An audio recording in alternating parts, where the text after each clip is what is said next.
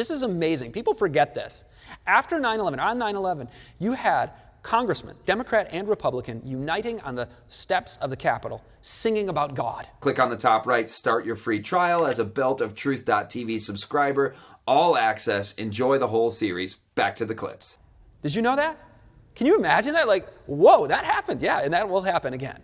God Bless America is the song they chose. The churches were packed the Sunday after 9/11. The chorus went out, in times of crisis, we have got to get this nation back to God.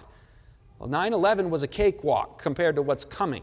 This nation will have tremendous religious revival, and you're like, Scott, isn't that a good thing? Well, yeah, if it's biblically based, if it's sound Bible doctrine, the commandments of God, the truth of Jesus, the faith of Jesus. Well, I'm reading Revelation 13, and you see a counterfeit Christianity that's going to be enforcing these things. So it's not going to be the genuine revival, it will be counterfeit revivals. So in this context of unimaginable crisis, people will say, we give up our liberty in exchange for security. We give up our freedoms. But you're still seeing a missing piece here. A unity between the U.S. and the papacy is something that, again, 100 years ago sounded impossible because this is a largely Protestant nation, extends freedom to all, but there's no way, right?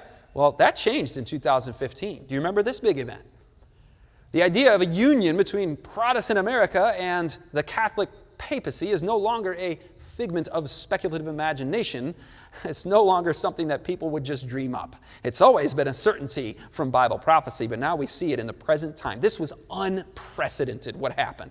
You had the Pope of Rome. You had a religious figure standing in a position of authority over the joint session, House and Senate in the Congress. That's where the president stands when he does his State of the Union address, right?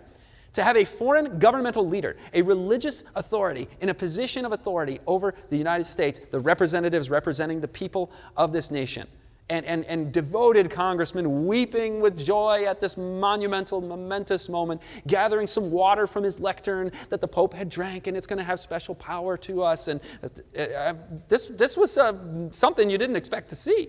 His visit was the largest security event in the history of the world. Did you know this?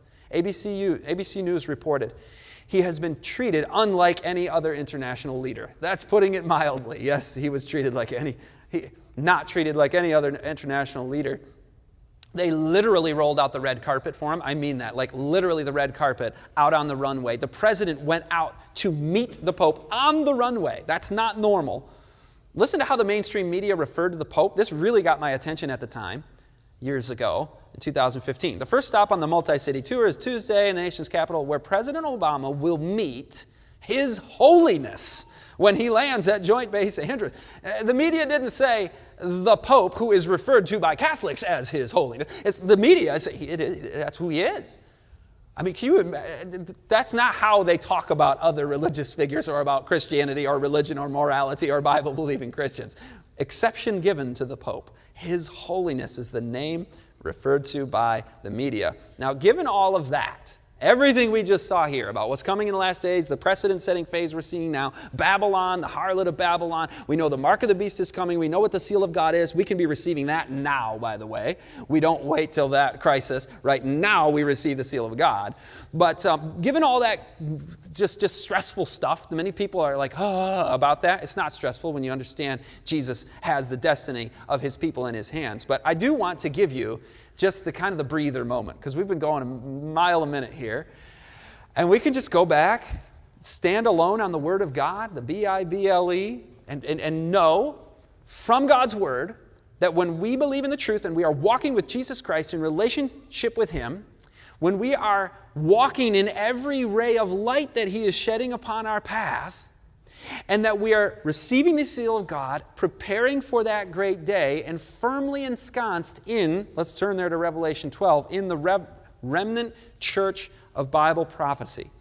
Because we heard the command earlier, come out of Babylon, my people.